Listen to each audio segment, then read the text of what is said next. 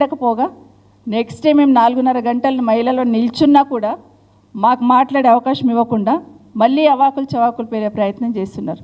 ఇది రాష్ట్రంలో అందరు చూస్తున్నారు కదా. మరి నిజంగానే ఈరోజు మాట తప్పు దొలిరిందని చెప్పి ఇమీడియట్గా కేటీఆర్ గారు స్పందించిన సంస్కారం ఎక్కడ? 4 గంటలు నిల్చుంటే 4:30 గంటలు మేము మహిళా ఎమ్మెల్యేలము మాట్లాడకుండా అసెంబ్లీలో నిల్చొని ఉంటే కనీసం స్పందించడం కాదు కదా, ముఖ్యమంత్రి గారు మిగతా వాళ్ళు రాక్షసానందం పొందారు. అక్కడ నిజంగా చాలా బాధ అనిపించింది. అంతసేపు నిల్చొని ఉంటే కనీసం మాట్లాడడానికి అవకాశం ఇవ్వకుండా, కనీసం పొరపాటు జరిగిందో లేదా మాటలో దొల్లినమో అనే కాకుండా ఏం మాట్లాడారు అనేది ఖచ్చితంగా ఈరోజు సంస్కారవంతులు ఎవరు, సంస్కారవంతంగా ఎవరు ప్రవర్తించారనేది రాష్ట్రంలో ఉన్న ప్రజలందరూ గమనించున్నారు. నిజంగానే సంస్కారవంతంగా మాట్లాడిన మాటలు ఎవరు మాట్లాడున్నారు, సంస్కారం తప్పి ఏ విధంగా ప్రవర్తించున్నారు అనేది ఈరోజు రాష్ట్ర ప్రజలందరికీ తెలిసింది.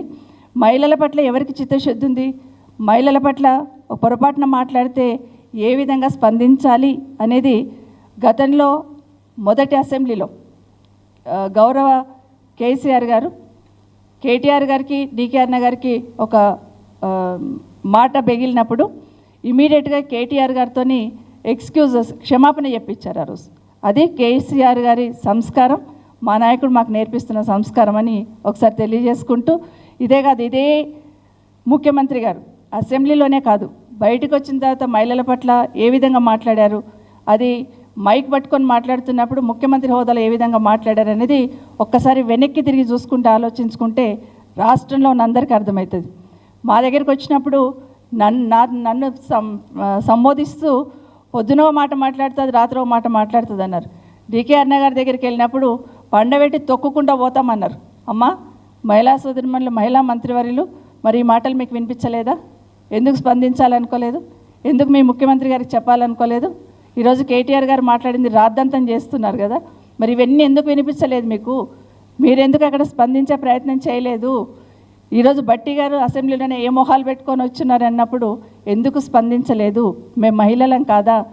ఈరోజు సీతక్క గారు గురించి సోషల్ మీడియాలో ఏదో వచ్చిందని ముఖ్యమంత్రి గారు చాలా ఆవేదన చెందారే, మరి మేము మహిళా సోదరిమణులమే కదా, మేము ఆడబిడ్డలమే కదా, మరి ఎందుకు స్పందించలేదు?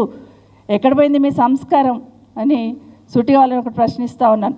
మహిళలకు నిజంగా కేసీఆర్ గారు గవర్నమెంట్ చేసింది చూస్తే ఈ ప్రభుత్వం వచ్చినాక ఏం చేస్తారు అసలు మీరు మహిళలకి? అసలు కేసీఆర్ గారు మహిళల పట్ల చూపించిన చిత్తశుద్ధి ఈ ప్రభుత్వం వచ్చిన తర్వాత ఏం చేశారు?